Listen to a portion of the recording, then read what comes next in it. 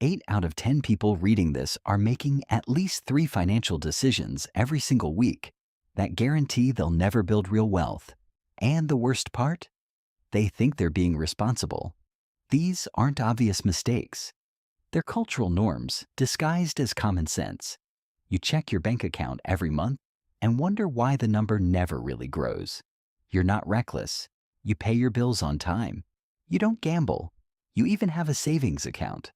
But somehow, after 10 years of working, your net worth is still embarrassingly close to zero. Meanwhile, that coworker who makes exactly what you make just bought their second rental property. What do they know that you don't? Here's the thing. Wealth isn't destroyed by catastrophic failures. It's eroded by small, almost socially acceptable habits that compound against you the same way compound interest is supposed to work for you. The grocery runs, the subscription creep, the "I deserve this" purchases, the retirement account you haven't looked at in 3 years. Each one feels harmless. Together, they're a slow-motion financial collapse. But to understand why these habits are so deadly, we need to understand how most people were trained to think about money in the first place. In 1978, Congress passed the Revenue Act that created the 401k. For the first time in American history, the responsibility for retirement shifted from employers to employees. You were now in charge of your own financial future. Sounds empowering, right? Except nobody taught us how. Our parents' generation had pensions. You showed up, you worked, you retired with a check for life. But starting in the 1980s, we entered an era where every American became their own portfolio manager, insurance broker, and tax strategist by default. Schools didn't add financial literacy. Pop culture filled the gap with lifestyle inflation as status.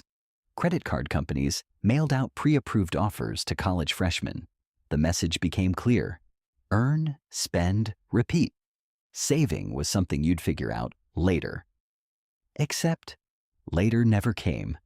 By 2008, the average American household carried $8,000 in credit card debt. By 2024, it's over $17,000. We've been culturally conditioned to optimize for lifestyle, not net worth. And that training shows up in 8 brutal habits. Here's how wealth destruction actually works in 3 steps. Step 1. You adopt a habit that feels neutral or even smart, like financing a car at 6% interest because everyone does it, or keeping $30,000 in a checking account earning 0.01% because it feels safe. Step 2. That decision costs you opportunity. The car payment is $500 a month you can't invest. That checking account loses $600 a year to inflation you'll never get back. Step 3. You repeat the habit for a decade. That's where the damage multiplies. A $500 monthly car payment over 10 years isn't $60,000 lost. It's $60,000 you didn't invest, which at a conservative 8% annual return would have become $91,000. You didn't just lose the money. You lost the future that money could have built. And here's the part that makes this vicious. These habits feel responsible. Keeping cash accessible feels prudent. Having a nice car feels like you've made it. But financially, you're running on a treadmill while everyone else is on a moving walkway. Now layer in the habits most people never even recognize as problems. Paying for convenience instead of building systems.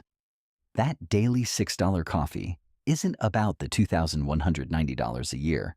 It's about never creating a morning routine that doesn't cost you money. Letting subscriptions auto-renew.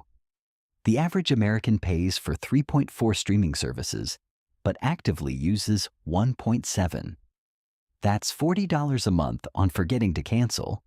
$480 a year compounded over a decade is $7,300 you set on fire. Buying bulk without tracking waste.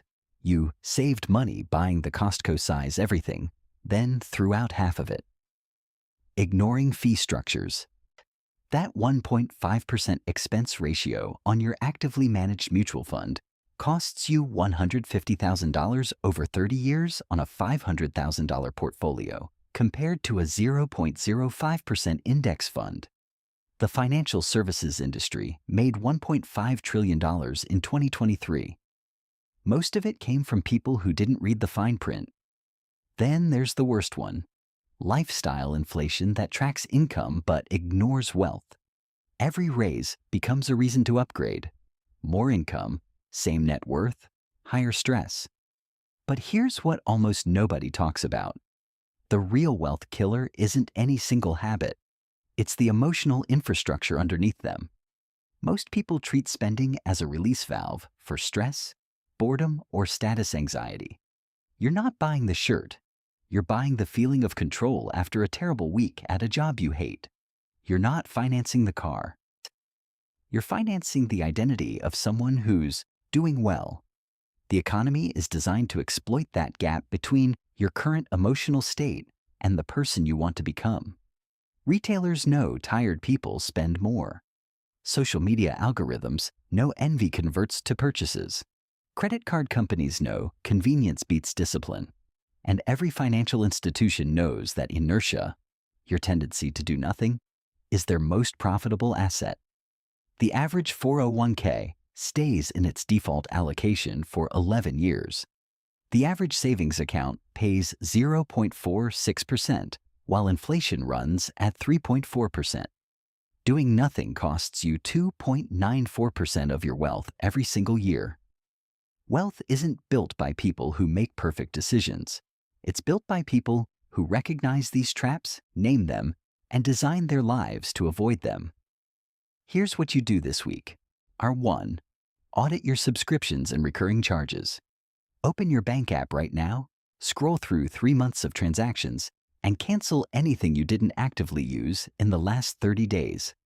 This isn't about deprivation. It's about paying for intention, not inertia. 2. Move your emergency fund out of your checking account.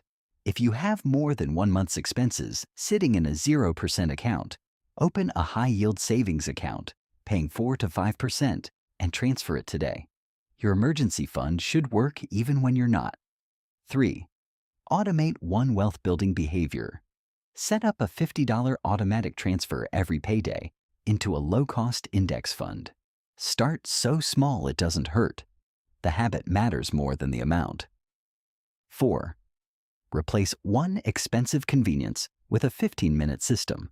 Brew coffee at home 3 days a week. Meal prep Sunday lunch. And walk instead of Uber for trips under a mile. The goal isn't to eliminate spending. It's to eliminate unconscious spending. 5. Log into your retirement account and check 2 numbers: your expense ratio and your allocation. If your expense ratio is over 0.5%, you're being robbed. If you haven't rebalanced in over a year, you're gambling. These 5 actions take less than 2 hours total. They'll save you thousands this year and hundreds of thousands over your lifetime. Here's the brutal truth. In 5 years, you'll either look back at this moment as the turning point or as another piece of content you watched and forgot. The habits destroying your wealth aren't dramatic. They're default. And defaults only change when you make them uncomfortable to continue. The economy doesn't care about your intentions. It rewards behaviors.